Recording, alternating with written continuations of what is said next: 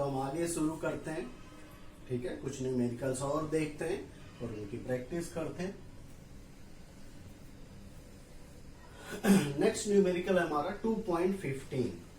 ठीक है, क्या है क्वेश्चन?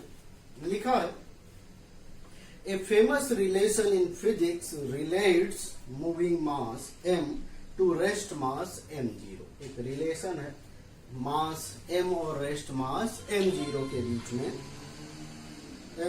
बीच में लिखा है of A particle in terms of its speed v and speed of light c। v और c के बीच में फिर बोल रहा है A boy recalls the relation almost correctly but forgets where to put the constant c. He writes, क्या लिखा उस स्टूडेंट ने? ये लिखा, given the relation m equal to m0 1 minus v square की पावर 1/2। वो स्टूडेंट ने ये रिलेशन लिखा और वो ये भूल गया कि c कहाँ लिखना है। तो हमसे पूछ रहे हैं कि c कहाँ लिखा जाए, तो हम कैसे पता सकते हैं? तो दोस्तों, हमने मेथड सीखी है कि कोई भी फॉर्मूला करेक्ट है कि नहीं ये जान कैसे सकते हैं। तो उसके लिए वही फॉर्मूला, वही मेथड, करेक्टनेस या कंसिस्टेंसी वाला। ठीक है, तो क्या करते थे पहले? तो ये क्या है, उनके डायमेंशनल फॉर्मूला आपके सामने रख दूं। डायमेंशंस ऑफ मास, मास का क्या होगा? m1। अगर आप L0 T0 नहीं लिखना चाहते तो भी चलेगा।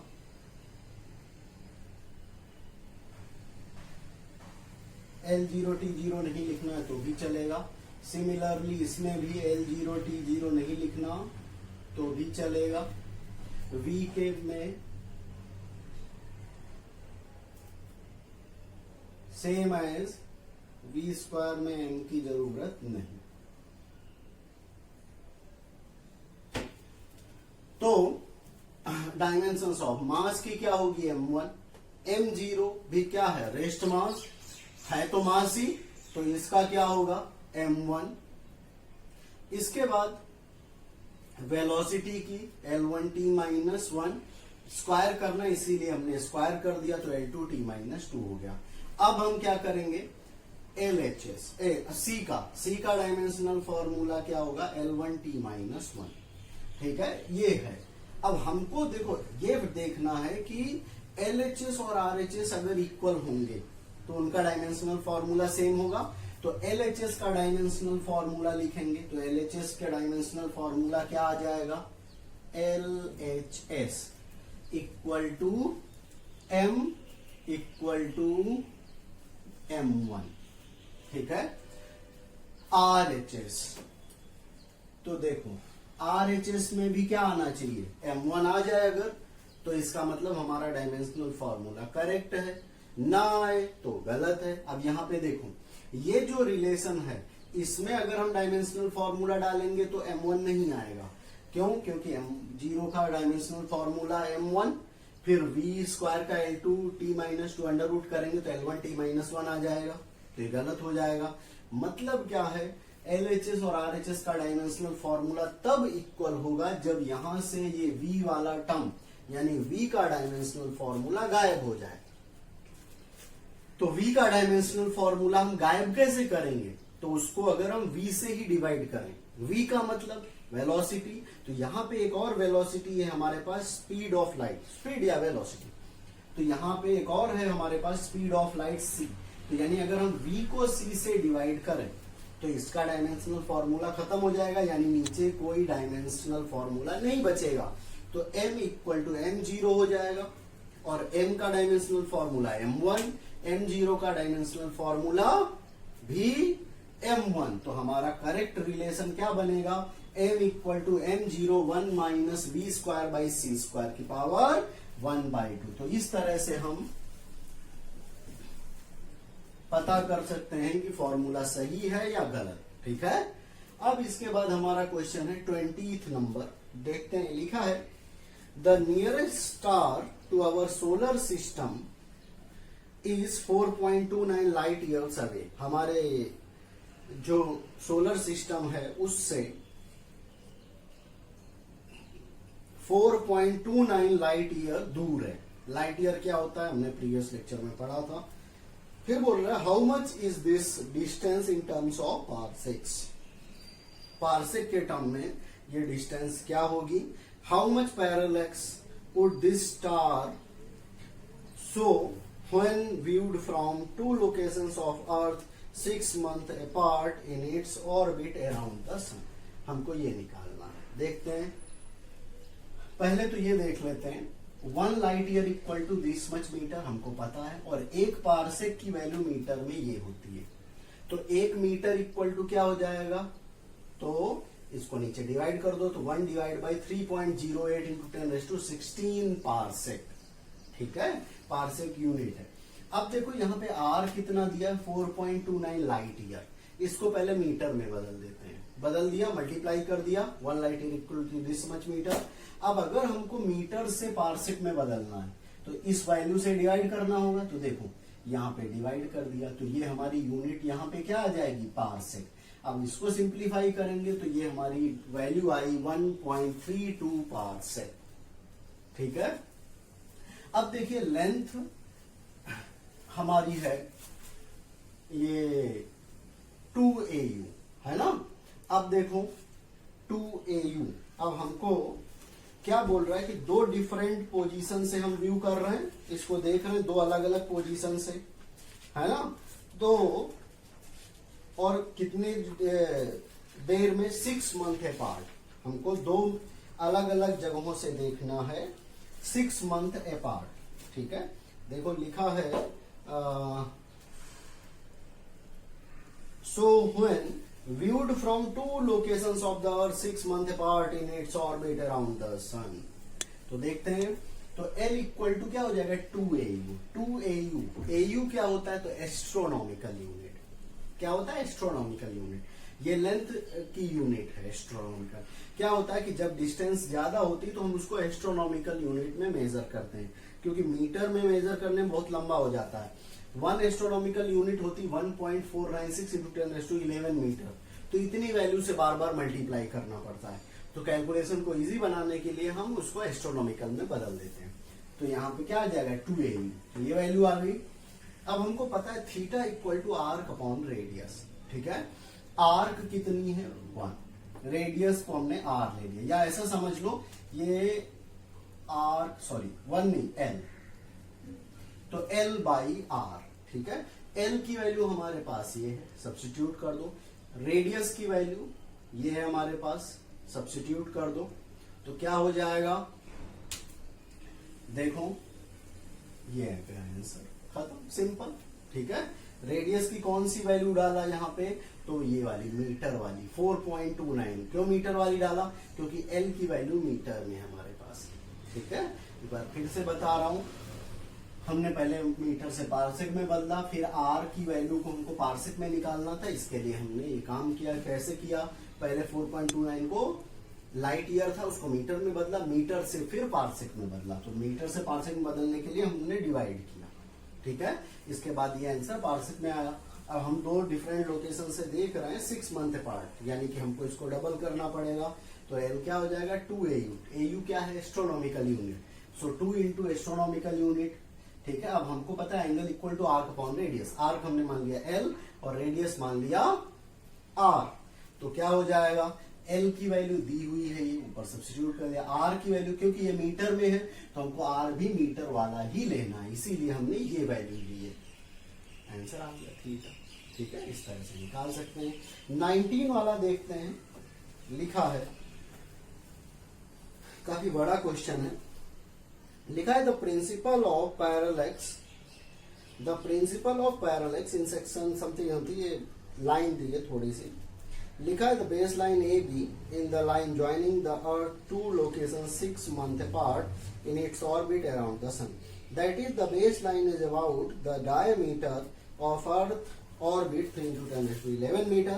However, even the nearest star are so distant that with such a long baseline they show parallax only of the order of 1 second of arc. So a parsec is convenient unit of length of the astronomical scale. 1 second of arc का वो angle बना रहा है। तो हम इसको parsec में ले सकते हैं, ऐसा बोल रहा है। It is the distance of an object that will show a parallax of 1 second of arc from opposite end of the race line equal to the distance from the earth to the sun. How much is a parsec in terms of meter? हमको parsec की value निकालनी metre में। देख लेते हैं, कुछ ज्यादा खास बात नहीं। वो सन है, यहाँ हम ए बी लाइन ले लिया, ये लेंथ, ये थीटा। अब L इक्वल टू 1 AU, ये वैल्यू लेंथ होती है ना एस्ट्रोनॉमिकल यूनिट की, यहाँ देखा था कि 1 astronomical unit equal to this much. अब थीटा की वैल्यू है 1 सेकेंड, 1 सेकेंड ऑफ आर्क बना रहा है, ठीक है। हम फिर से वही फॉर्मूला लगाना है, angle equal to arc upon radius, arc upon radius, हमको रेडियस निकालनी है यहाँ पे। तो क्या करेंगे भाई, पहले इसको सेकेंड में बदले, 1 सेकेंड ऑफ आर्क है ना। अब थीटा की वैल्यू सेकेंड में है तो रेडियन में बदलेंगे। तो रेडियन में बदलने के लिए क्या करेंगे, यहाँ पे ये हमारा है रेडियन, 1 सेकेंड को रेडियन में कैसे बदलेंगे, तो 4.85 इंटू 10⁻⁻6 से मल्टीप्लाई करके, अगर हम इससे मल्टीप्लाई कर दें तो ये वैल्यू रेडियन में आ जाती है।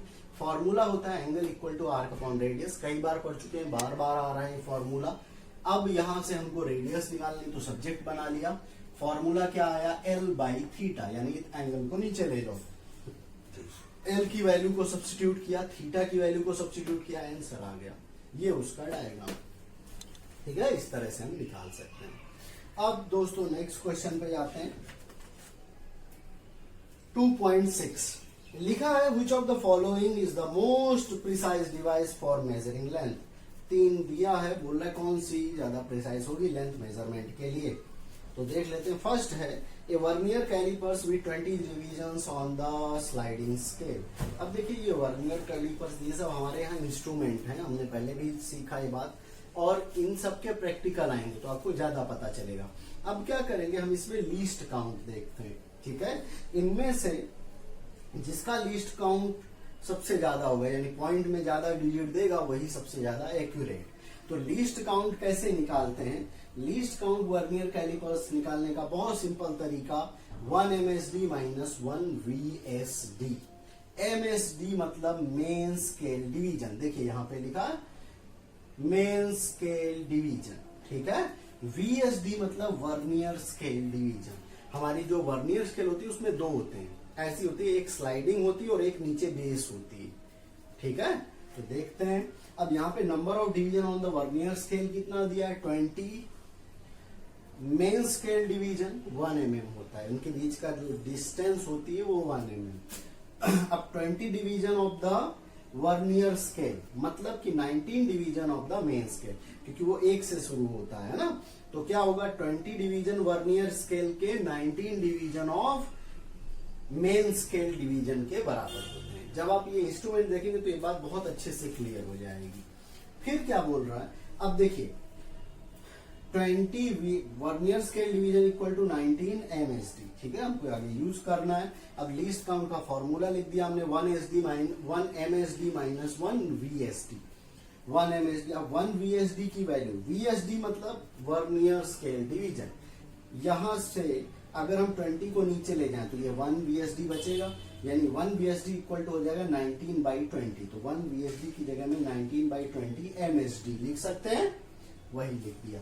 एलसीएम लेंगे, सिंप्लीफाई करेंगे। अब देखो तो ये आ जाएगा, इसको अगर हम सिंप्लीफाई करें तो 20 MSD माइनस 19/20 MSD, तो इसको सिंप्लीफाई करेंगे तो आएगा 1/20 इंटू 1 mm मिलीमीटर, है ना।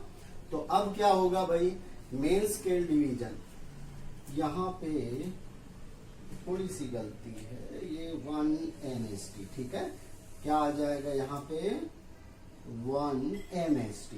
अब एलसीएम अगर हम यहाँ पे लेंगे, देखो मैं फिर से आपको सिखा रहा हूं, यहां से हम शुरू करते हैं ये फॉर्मूला, इसको सिंप्लीफाई कर रहे हैं, ठीक। अब इसको अगर हम एलसीएम लेंगे तो ये बनेगा,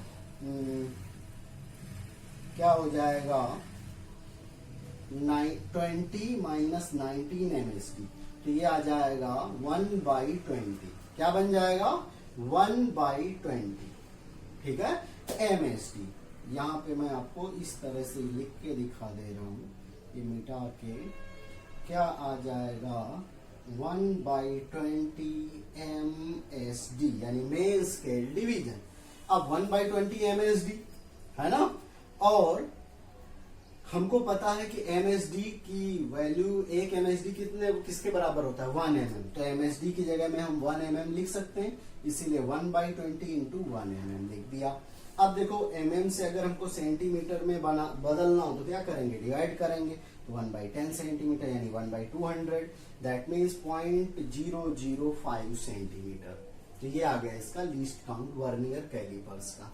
अब हम देखते हैं स्क्रू गॉज, सेकंड लिखा है बी में, a screw gauge of pitch 1 mm and 100 division on the circular scale.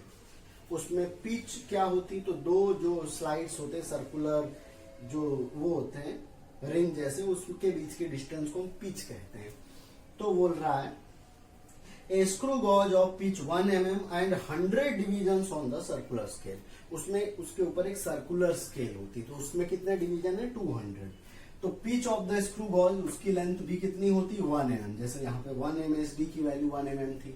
अब number of division on the circular scale 100 होते हैं, है ना, कितने 100, देखो दिया हुआ है 100 डिवीजन्स। अब लीस्ट काउंट कैसे निकालते हैं, least count on screw gauge, formula होता है pitch by number of division on the circular scale, CS मतलब सर्कुलर स्केल। तो पिच कितनी होती है 1, नंबर ऑफ डिवीजन कितने 100, तो 1/100 mm, mm से सेंटीमीटर में बदलो तो 10 से डिवाइड, तो क्या आ गया 0.001 सेंटीमीटर, क्या आ गया 0.001 सेंटीमीटर, इसका लीस्ट काउंट आ गया। अब थर्ड है an optical instrument that can measure length to within a wavelength of light। कोई ऑप्टिकल इंस्ट्रूमेंट जो लाइट की वेवलेंथ को मेजर कर सके। इंस्ट्रूमेंट किसके बराबर होगी, wavelength of visible light. Wavelength क्या होती है विजिबल लाइट मीटर में 10⁻⁻7 मीटर। इसको अगर हम सेंटीमीटर में बदलें तो 10⁻⁵ सेंटीमीटर हो जाएगा। तो इसको हम ऐसे भी लिख सकते हैं 0.00001 सेंटीमीटर। तो सबसे ज्यादा पॉइंट के बाद कौन मेजर कर सकता है, ऑप्टिकल इंस्ट्रूमेंट। तो सबसे ज्यादा एक्यूरेट हमारा ऑप्टिकल इंस्ट्रूमेंट होता है, ठीक है। इसके बाद एक और लास्ट क्वेश्चन देखते हैं चैप्टर का 23 लिखा है the sun is a hot plasma with its inner core at a temperature exceeding 10⁻⁷ kelvin. सूर्य भगवान जो है सन, उनके अंदर का जो टेम्परेचर है वो 10⁻⁷ kelvin and it's outer surface at a temperature of about 6000 Kelvin। फिर बोल रहा है at these high temperatures no substance remains in a solid or liquid phase। In what range do you expect the mass density of the sun to be? In the range of densities of solid and liquid or gases। Check if your guess is correct from the following data। Mass of the sun is this, radius is this। ठीक है, चलो देखते हैं। अब देखो तो बोल रहा है ऐसा कि सन जो है उसके इनर कोर का टेम्परेचर दिया है, आउटर कोर का टेम्परेचर दिया, बहुत ज्यादा दिया है, और बोल रहा है कि इतनी ज्यादा गर्मी में, इतनी ज्यादा हाई टेम्परेचर में कोई भी चीज सॉलिड, लिक्विड या गैस फॉर्म में रहना मुश्किल है ना। कह रहा है कि no substance remains in solid और लिक्विड फेज। तो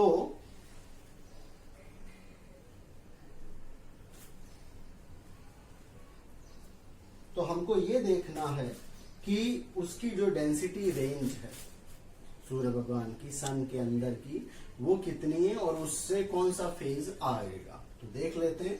मास दिया है, रेडियस दिया है, तो हमको पता है density equal to mass upon volume. Mass की वैल्यू डाला, वॉल्यूम क्या होता है 4/3πr³। इसमें वैल्यू सब्स्टिट्यूट किया, कैलकुलेट किया, तो हमारी ये डेंसिटी आई। अब ये डेंसिटी बताती है कि सन का जो कोर है वहां पे कोई भी चीज हो सॉलिड या लिक्विड के डेंसिटी रेंज में रहेगा, गैसेस की डेंसिटी रेंज में नहीं रहेगा। ठीक है, सो मिलते हैं नेक्स्ट लेक्चर। Thank you.